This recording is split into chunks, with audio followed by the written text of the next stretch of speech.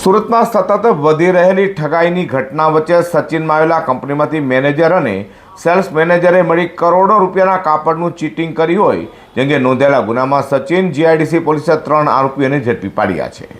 Sachin GIDC police પાસેથી મળતી માહિતી મુજબ સચિનમાં આવેલા કાપડની કંપનીમાં સેલ્સ મેનેજર તરીકે નોકરી કરનારે યુપી અને રાજસ્થાનના અલગ અલગ વેપારીઓ સાથે મળી કરોડો રૂપિયા આશરે 4,79,44,00,000થી વધુનો અધધ માલ મગાવી તેના રૂપિયા ચૂકવ્યા ન હતા અને આરોપીઓ સાથે મળી ચીટિંગ કરી હોવાનું સામે આવ્યા બાદ પોલીસ ફરિયાદ થઈ હતી। તે સુરત પોલીસ કમિશનર અને અનુપમસિંહ ગેહલોત તથા સંયુક્ત પોલીસ કમિશનર સેક્ટર 2 નાયબ પોલીસ કમિશનર ઝોન 6 અને મદદનીશ પોલીસ કમિશનર આઈ ડિવિઝનની સૂચના મુજબ સચિન જીઆઈડીસી પોલીસ પીઆઈ કે ગોહિલ અને સેકન્ડ પીઆઈ બીબી પરમારના માર્ગદર્શન હેઠળ પીએસઆઈ HR પટેલની ટીમ પેટ્રોલિંગમાં હતી। તે ઠગાઈના ગુનામાં નાસ્તા ફરતે એક આરોપી વેસુ ખાતે રહેતા ડ્રોન રવિ ખન્નાને એએસઆઈ ઝાકીર ગુલામ તથા અન્ના પોલીસ કોન્સ્ટેબલ પંકજની ટીમે ઝડપી પાડ્યા હતા। ત્યારે અન્ય બે આરોપી ઠગ વેપારીઓએ રઈસ તાહિર શેખ અને અફઝલ ઇકબાલ શેખને અન્ના મેડ કોન્સ્ટેબલ અર્જનભાઈ અને અનિલભાઈની ટીમે રાજસ્થાનથી ઝડપી પાડી ત્રણેય વિરુદ્ધ કાયદેસરની કાર્યવાહી હાથ ધરી છે।